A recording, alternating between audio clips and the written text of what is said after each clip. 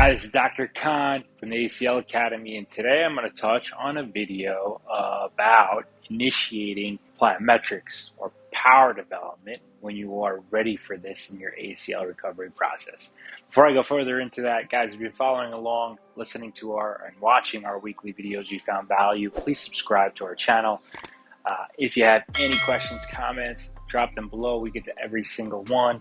And then more importantly, share with a fellow ACLer that can benefit from these tips and education that we put out every single Monday. So let's talk about power development, right?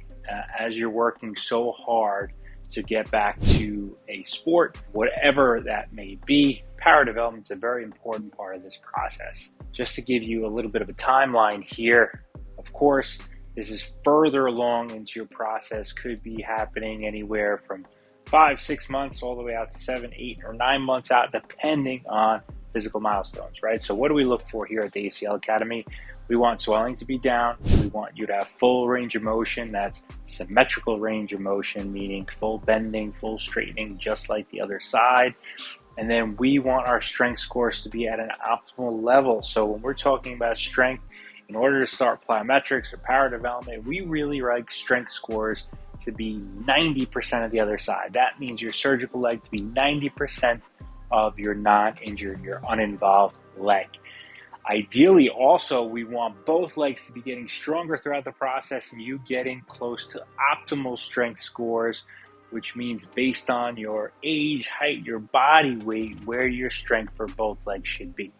But using 10% side to side is a good barometer to at least start with, the bare minimum. This is so important that strength scores are objectively tested and measured throughout your process, because this is how we clear people to start running, to start sprinting, to start jumping, which I'm going to go over now. So how do we start jumping? How do we start plyometrics? How do we begin some of this stuff? And I think it's important to have at least a basic concept of how do we progress. Remember, you haven't jumped or landed in months, sometimes even longer. So how do we relearn this stuff and how do we make it safely? So today I'm going to teach you a very, very safe progression that we use on day one as we're working towards this. Now, the progression that I'm about to show you, it has a little bit of, has levels to it. So not everybody will be ready for this on day one, but at least you can see a little step-by-step way that we start to initiate landing or initiate jumping, both with 2 legs and 1 leg. So the first thing that we want to do is we want to start to be able to absorb a jump. So before we even leave the ground, I want to talk to athletes about how we should be landing from a jump, meaning we shouldn't be stiff, right? We don't want all that pressure to go through a straight knee where the force will then go through our joints. So we want to be able to bend our joints, so this way we're distributing the force all around. So the first thing I'll do is I have my athletes stand about shoulder width apart, and we want to teach them how to absorb, right? So I'm going to say, come up onto your toes and then drop down. So when we're teaching this, we're teaching the actual descent of the actual jump, where as soon as we hit the ground, what we would be doing. So I'm mimicking how I would land, right? We come up onto our toes and we drop down. A couple cues that I give my athletes, if you're seeing a little bit of a shift, right? You want to think about spreading the floor. So we're up and then we spread out. So this is an easy way to start building a little bit of confidence and a little bit of speed, right? When you land from a jump, it's going to be fast. So we want to tell them to come up, and as soon as they get up onto their toes, they're dropping straight down. So we can practice that over and over until it looks pretty good, until the athlete's pretty confident with it. And once they are, then we can introduce up with the 2, right? So we can introduce up with the 2 and then down with the 1. So we're up, and now we're just going to mimic landing on our right side. So we're up 2, and then we're down.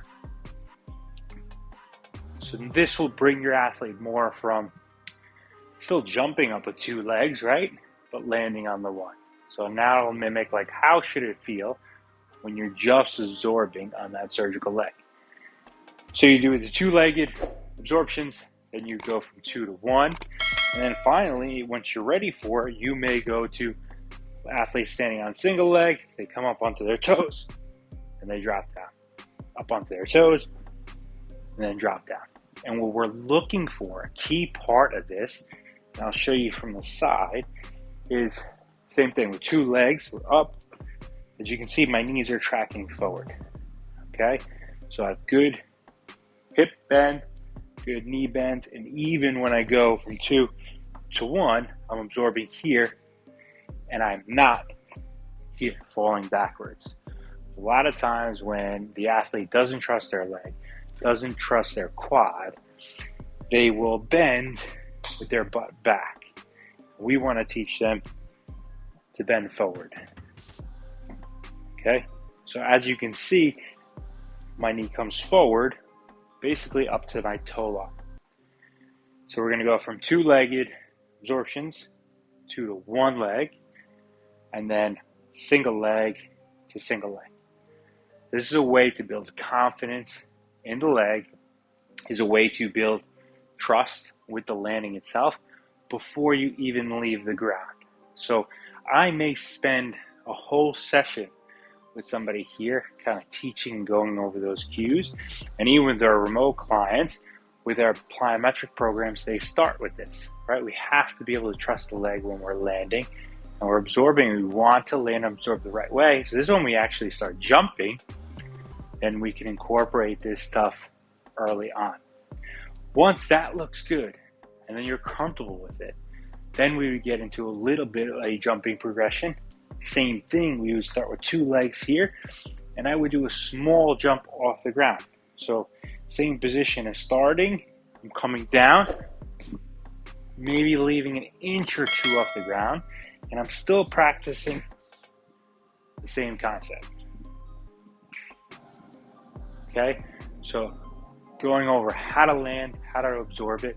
So as you can see, I did the same exact thing. All I did was I left the ground a little bit, so I'm getting a little bit more contact. And as you feel comfortable with that, you could ask the athlete to jump higher and higher and higher. And then once you build on that, and that looks comfortable, then you would move to the same progression where we would jump with 2 legs and land on the 1, right? So now we're up with 2, and then we're landing on the 1. Up with 2, landing on the 1. Same things and mechanics that we're focusing in on.